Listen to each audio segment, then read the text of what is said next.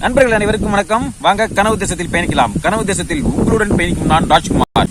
நண்பர்களே, இன்றைய காணொளியில நம்ம எதை பற்றி பார்க்க போறோம் அப்படின்னா, திமுக ஆதரவாளரை நாம் தமிழர் ஆதரவாளராக மாற்றிய சீமானி தம்பி. அந்த சீமானி தம்பி வேற யாரும் இல்ல, நான் தான். அதை பற்றி தான் இந்த காணொளியில பார்க்க போறோம். வாங்க காணொளிக்குள்ள போலாம். நண்பர்களே, அதுக்கு முன்ன நம்ம வழக்கம் போலதான் 2026 நாம் தமிழர் கட்சி ஆட்சி, ஆனால் சீமான் அவர்கள் முதல்வர். நண்பர்களே, நமது கட்சி உறவுகள் ஒவ்வொருத்தரும் இந்த வார்த்தையை ரொம்ப ஆழமா நமது ஆழ்மனதில் பதிய வைக்கணும். அதை நிறைவேற்றும் பொருட்டு, அதை நிறைவேற்றும் வகையில் நம்ம களத்தில் சிறப்பாக செயல்படணும். என்ன பாத்தீங்கன்னா, நான் காணொலி தான் தினைக்கும் போடுறேன் அப்படிங்கிற மாதிரி பார்க்காதீங்க. நான் களத்திலேயே செயல்பட்டு தான் இருக்கேன். அந்த வகையில நான் சந்தித்த ஒரு நபர், ஒரு திமுக ஆதரவாளர், அவர்கள் எப்படி பேசி நான் நாம் தமிழருக்கு ஆதரவாக மாற்றினேன் அப்படிங்கறத இந்த காணொலியில பார்க்க போறோம். சரி, வாங்க இப்ப நேரா காணொலிக்குள்ள போலாம். அதுக்கு முன்ன பாத்தீங்கன்னா, இன்னைக்கு என்ன எனது விவசாய பணி அப்படின்னா பாத்தீங்கன்னா, நம்ம தோட்டத்துல இருந்து ஒரு 8 கிலோமீட்டர் தள்ளி ஒரு தோட்டம், அங்க விதைங்காயம் வச்சிருக்கேன். இப்ப கிட்டத்தட்ட ஒரு 18 நாள் ஆகுதுன்னு வச்சுங்களேன். இப்ப உரம் புண்ணாக்கு கலந்து போட்டு இப்ப தண்ணி பாய்ச்சிட்டு தான் இப்ப இந்த காணொலியை பதிவு பண்ணிட்டு இருக்கேன். அதாவது காலையில ஒரு 10:30 மணிக்கு வந்தேன், உரத்தெல்லாம் போட்டு தண்ணி பாய்ச்சிட்டு இப்ப மணி ஒரு 3 மணி ஆக போகுது. இப்பதான் தண்ணி பாய்ச்சிட்டு மோட்டார் நிறுத்திட்டு இப்ப இந்த காணொலி பதிவு பண்ணிட்டு இருக்கேன். பாத்தீங்கன்னா வெளியே காத்து பயங்கரமா அடிச்சிட்டு இருக்கு. ஒரு மாமரத்துக்கு அடியில உட்காந்து இப்ப இந்த காணொலி பதிவு பண்ணிட்டு இருக்கேன். பாதி தான் தண்ணி பாய்ச்சிருக்கு, இன்னும் பாதி பாயணும். அதுக்கு உரம் புண்ணாக்கு அங்க நம்ம ஊர்ல இருக்கு. அதை கலந்து திரும்பி எடுத்து நாளைக்கு போட்டு மீதி இருக்கிறத அதை விடணும்.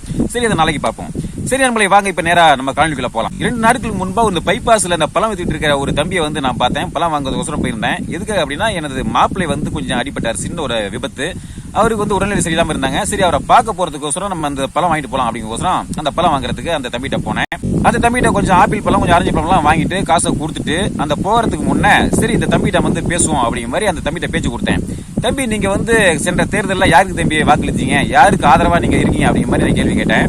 அந்த தம்பி சொன்னாப்ல, நான் திமுக தானே, நாங்க அப்ப இருந்தே திமுக தான், எங்க குடும்பத்தில் உள்ள எல்லாருமே திமுக தான், அந்த திமுக தான் வாக்களிச்சோம் அப்படி மாதிரி சொன்னாங்க. சரி தம்பி, இந்த திமுக அதிமுக தாண்டி வேற எந்த கட்சியும் உங்களுக்கு தெரியாத தம்பி, நாம் தமிழ் கட்சி சீமான் அப்படிங்கிற மாதிரி இருக்காங்களே தெரியுமா அப்படின்னு கேட்டதுக்கு, தெரியுனே, எங்க நாம் தமிழ் கட்சி தெரியும், சீமானே தெரியும், சீமானுடைய பேச்செல்லாம் கேட்டிருக்கேன் அப்படிங்கிற மாதிரி அந்த தம்பி சொன்னாப்ல. அப்புறம் என்ன தம்பி, உங்களுடைய எதிர்காலத்துக்காக 14 வருடங்களாக தொண்டை தண்ணி போக கத்திக்கிட்டு இருக்காரு, ஏன் திரும்ப திரும்ப திமுக அதிமுக சொல்லிட்டு இந்த கட்சிகளே வாக்கு செலுத்திட்டு இருக்கீங்க? அப்போ ஒரு மாற்றத்திற்காக, உங்களுடைய நல்ல எதிர்காலத்துக்காக இன்னைக்கு ஏன் நாம் தமிழ்ச்சிக்கு ஆதரவா வாக்களிக்க கூடாது அப்படிங்கிற மாதிரி கேட்டேன். அதுக்கு அந்த தம்பி என்ன சொன்னாப்ல அப்படின்னா, இல்ல நாங்க அப்ப இருந்தே திமுகவுக்கு ஓட்டு போட்டு பழகிட்டேன், எங்க வீட்லயே அதுக்கு தானே போடுறாங்க, அதனால மாத்தி போனுங்கிற என்ன வரலனே, திரும்பி இதுக்கே போட்டுட்டு இருக்கோம் அப்படிங்கிற சொன்னாப்ல. சரி தம்பி, இப்ப நான் பழம் வாங்கினேன்ல, அதாவது 4 பொழுதுக்குள்ள அதிகபட்சம் 2 பொழுதுக்குள்ள சாப்பிட்டு திரும்பக்கூடிய இந்த பழத்தையே நல்ல பழமா எடுத்து கொடுங்க தம்பி அப்படிங்கிற மாதிரி சொல்லி தான் நான் பழமே வாங்கினேன். இந்த பழத்துல நான் அழுகின பழத்தை நான் வாங்குவேனா, நான் பழம் வாங்குறேன் நானு நல்ல பழமா வாங்குவேனா இல்ல அழுகின பழத்தை வாங்குவேனா, நீங்களே கொஞ்சம் யோசிச்சு பாருங்க. இப்ப நல்ல பழமா பொறுக்கி போட்டு தான் நீங்க எனக்கு கொடுத்தீங்க. அப்படி இருக்கும்போது 2 நாட்கள் நான் சாப்பிடக்கூடிய இந்த பழத்தையே நல்லா உருட்டி பிரட்டி நல்ல பழமா பார்த்து வாங்கும் போது 5 வருடம் நம்மளை ஆட்சி செய்து நம்மளை எதிர்காலத்தை தீர்மானிக்க போகிற இந்த ஆட்சியாளர்களை ஏன் நம்ம எதையுமே பார்க்காம, அந்த கட்சியுடைய கொள்கை என்ன, ஆட்சி முறை என்ன அப்படின்னு எதையுமே பார்க்காம நம்ம எப்படி ஓட்டு போடுறோம், எப்படி வாக்கு செலுத்துறோம் அப்படிங்கிற மாதிரி ஒரு கேள்வி கேட்டேன். இந்த கேள்வியை கேட்டதுதான் அந்த தம்பிக்கு பதில் எதுவுமே சொல்ல முடியல. அப்படியே கொஞ்சம் தகைச்சு போய் தான் நின்னாப்ல. அப்புறம் தொடர்ந்து அந்த தம்பிட்ட நான் பேச்சு கொடுத்தேன். சரி தம்பி, உங்களுக்கு திருமணம் ஆயிருச்சா அப்படின்னு கேட்டேன். எனக்கு திருமணம் ஆயிருச்சுனே அப்படின்னு சொன்னாப்ல. என்ன தம்பி, குழந்தைங்க இருக்காங்களா அப்படின்னு கேட்டதுக்கு, எனக்கு 2 பெண் குழந்தைகள் இருக்காங்கன்னு அப்படின்னு சொன்னாப்ல. சரி தம்பி, இந்த திமுக அதிமுக அப்படிங்கிற இந்த 2 திராவிட கட்சிகளுடைய ஆட்சிகள் இன்னைக்கு என்னென்னலாம் நடந்துட்டு பாருங்க. கொள்ளை, அநியாயம், அதிகார அத்துமீறல், பாலியல் வன்கொடுமை, இன்னைக்கு பாத்தீங்கன்னா கள்ளச்சாராயம், இன்னைக்கு கள்ளக்குறிச்சியில கள்ளச்சாராயம் குடிச்சு 70 பேருக்கு மேல இன்னைக்கு இறந்துருக்காங்க. அப்படிங்கும் போது இன்னைக்கு நாடு எப்படி நோய்க்கு போயிட்டு இருக்கு அப்படின்னு பாருங்க. அது மட்டும் இல்லாம இன்னைக்கு தமிழ்நாடு படிக்கிறது குடிகார மாநிலமா மாறிக்கிட்டு இருக்கு. இன்னைக்கு 10ஆம் வகுப்பு படிக்கக்கூடிய மாணவிகள் இன்னைக்கு எல்லாருமே குடிக்க ஆரம்பிச்சிட்டாங்க. இன்னைக்கு ஒரு கிராமத்துல குடிக்காதவங்க எத்தனை பேர் அப்படிங்கிற மாதிரி எண்ணி பாத்திரலாம் அப்படிங்கிற நிலைக்கு இன்னைக்கு உருவாயிருச்சு. அப்ப இன்னும் 15 வருடங்கள் கழிச்சு நினைச்சு பாருங்க, உங்களுக்கு 2 பெண் குழந்தைகள் இருக்காங்கன்னு சொன்னீங்க. அந்த பெண் குழந்தைகளுக்கு வரும் நாட்கள்ல இன்னும் ஒரு 15 வருஷம் கழிச்சு, இன்னும் ஒரு 20 வருஷம் கழிச்சு அவங்களுக்கு நீங்க ஒரு மாப்பிள்ளை பார்க்க போறீங்க. அப்ப எந்த மாதிரி மாப்பிள்ளை பார்க்க போறீங்க? அப்ப நீங்க என்ன விசாரிப்பீங்க? மாப்பிள்ளை நல்லவனா கெட்டவனா, எந்த கெட்ட பழக்கம் இல்லாதவனா, குடிப்பழக்கம் இல்லாதவனா அப்படின்னு விசாரிச்சு தானே குடிப்பீங்க. இல்ல எப்படி இருந்தாலும் பரவாயில்ல அப்படிங்கிற மாதிரி சொல்லி கொடுத்துருவீங்க. அப்ப இன்னைக்கே எல்லாருமே குடிகாரெல்லாம் இருக்கும்போது இன்னொரு 15 வருடம், இன்னொரு 20 வருடம் கழித்து இங்க யாரு குடிக்காம இருக்க போறாங்க? எல்லாமே குடிகாரெல்லாம் இருக்க போறாங்க. அப்ப உங்களுடைய பெண்ணை உங்களுடைய குழந்தையை நீங்க யாருக்கு கட்டி கொடுக்க போறீங்க?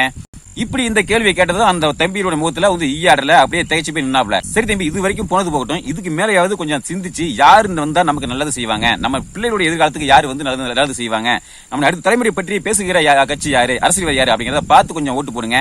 ஆனா சீமான் அவர்களை எடுத்துட்டீங்கன்னா இந்த 14 வருடங்களாக தொண்டை தண்ணி போக கத்திட்டு இருக்காரு. யாருக்காக? நமக்காக, நம்மளுடைய பிள்ளைகளுடைய எதிர்காலத்துக்காக, நாம் வாழக்கூடிய இந்த பூமிக்காக தொடர்ந்து போராடிட்டு இருக்காங்க. அப்படிங்கும் போது அவருடைய பேச்செல்லாம் கேளுங்க, கொஞ்சம் தயவு செய்து கொஞ்சம் ஆதரவு கொடுங்க அப்படி மாதிரி கேட்டேன்.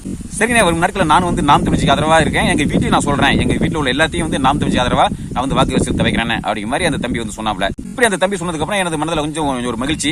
சரி, இன்றைய பொழுதுல ஒரு நபரை ஒரு அரசியல் புரிதல் ஏற்படுத்தி நமது நாம் தமிழ் ஆதரவா மாட்டிட்டோம் அப்படிங்கிற ஒரு மகிழ்ச்சி. அந்த மகிழ்ச்சியோட சரி தம்பி அப்படின்னு சொல்லிட்டு அந்த தம்பி கூட ஒரு புகைப்படம், ஒரு செல்ஃபி ஒன்னு எடுத்துக்கிட்டு சரி தம்பி மீண்டும் சந்திப்போம் அப்படின்னு சொல்லிட்டு அந்த தம்பியோட பேரையும் கேட்டுக்கிட்டேன். அந்த தம்பி என்ன ஊர் அப்படிங்கிறது கேட்டுக்கிட்டேன். கடைசி அந்த தம்பி கிட்ட, தம்பி நீங்க இந்த இடத்துல தானே கடை வச்சிருக்கீங்க, நான் தினைக்கு இந்த வழியா தான் நான் அடிக்கடி போயிட்டு வந்துட்டு இருப்பேன், தினைக்கு நான் வரும்போதெல்லாம் நான் உங்களை நான் பாக்குறேன் அப்படின்னு சொல்லிட்டு சரி தம்பி ரொம்ப மகிழ்ச்சி தம்பி அப்படின்னு சொல்லிட்டு அந்த தம்பிட்டு இருந்து விடைபெற்று நான் அதுக்கப்புறம் நான் அப்படியே கிளம்பிட்டேன். இதான் நண்பர்களே, அதாவது இந்த ஒரு சம்பவத்துல என்ன எனக்கு உணர முடியுது அப்படின்னா, அதாவது இன்னும் நிறைய பேருக்கு நாம் தமிழர்களுடைய கொள்கை என்ன அப்படிங்கிறது இன்னும் தெரியாம இருக்கு. அதாவது கட்சியை தெரியும், சீமானே தெரியும், ஆனா என்ன கொள்கை அப்படிங்கறத பற்றி இன்னும் நிறைய பேருக்கு தெரியாம இருக்கு. அது மட்டும் இல்லாம இந்த திமுக அதிமுக ஆட்சினால ஏற்படக்கூடிய பாதிப்பு என்ன இதையும் தெரியாம நிறைய பேர் இருக்காங்க. அப்ப நம்ம என்ன செய்யணும் அப்படின்னா பேசணும். அதாவது ஏற்கனவே சொன்னது மாதிரி தான் திண்ணை பரப்புரை மூலமா நமது கட்சியினுடைய கொள்கைகளை கொண்டு போய் சேர்க்கணும். அதே சமயத்துல இந்த திமுக அதிமுக அப்படிங்கிற இந்த கட்சியினுடைய ஆட்சி முறையும், இந்த அவலமான அந்த ஆட்சி முறையை அவங்க எடுத்து சொல்லணும். இப்படி திண்ணை பரப்புரை மூலமா உட்கார்ந்து பேசினாதான் மக்களுக்கு ஒரு புரிதலை ஏற்படுத்த முடியும். அதாவது ஒரு அரசியல் புரிதலையும் ஒரு அரசியல் தெளிவை ஏற்படுத்தி நாம் தமிழ் ஆதரவாக அவங்களை மாற்ற முடியும். இதற்கு சாட்சியா தான் இந்த ஒரு சம்பவம். அதனால இந்த கனவுகளை பெறக்கூடிய நமது கட்சி உறவுகள் நிச்சயம் வரும் நாட்களை இதை முன்னெடுங்க. அதனால வரும் நாட்கள்ல எனது கிராமத்துல இந்த திண்ணை பரப்புரை மூலமா மக்களுக்கு ஒரு விழிப்புணர்வு ஏற்படுத்த போறேன். நிச்சயம் அதை காணொலியா நான் பதிவிடுவேன். சரிங்க நம்மளே, இந்த தருணத்துல இந்த தகவலை உங்களோட பகிர்ந்து கொள்ள இந்த கனொலி. மீண்டும் அடுத்த ஒரு கனி சந்திப்போம். நன்றி, வணக்கம்.